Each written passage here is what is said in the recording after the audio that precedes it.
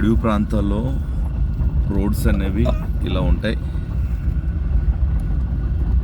Uncle స్వార్థ పడే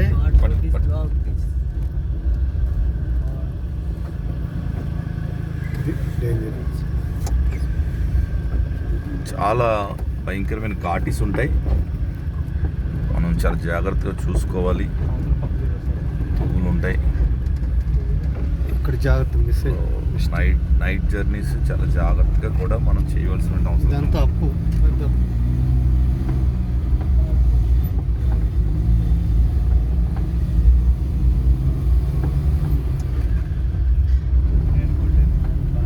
దాదాపుగా మనం 20 కిలోమీటర్ దాకా.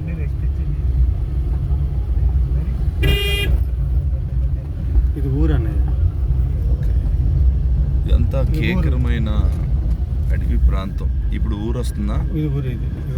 ఇది ఒక ఊరు అంటే ఒక చిన్న విలేజ్. ఊరంటే పెద్దగా ఏముండదు. అయితే ఒక 5-6 లేదా ఒక 10 ఇల్లులు ఉంటాయి. రైట్ సైడ్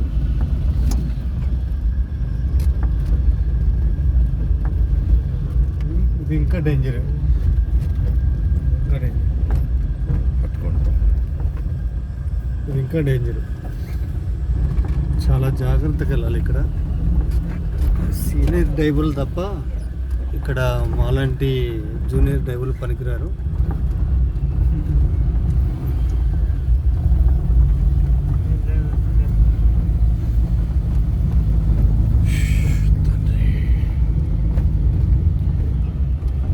వాస్తవానికి ఇంత చీకట్లో నైట్ జర్నీ చేయకూడదు. ఎందుకంటే మీరు చూస్తున్నారు ఈ వీడియోలో ఇప్పుడు వచ్చి ఎవ్వరు కూడా ఒక బైక్ కానీ ఆటోలు కానీ కార్లు కానీ ఏది కూడా ఈ పగలే రావు. ఈ రోడ్లో చీకట్లో అయితే ఎవరు రారు. కానీ మనం వెళ్ళాలి, తప్పదు. ఎందుకంటే మనం ఈ నైట్ అడవిలో ఉండలేం. స్వార్థ ప్రకటించడానికి వచ్చినాం. దేవుని పని అయిపోయింది, మళ్ళీ తిరిగి వెళ్ళిపోతా ఉన్నాం.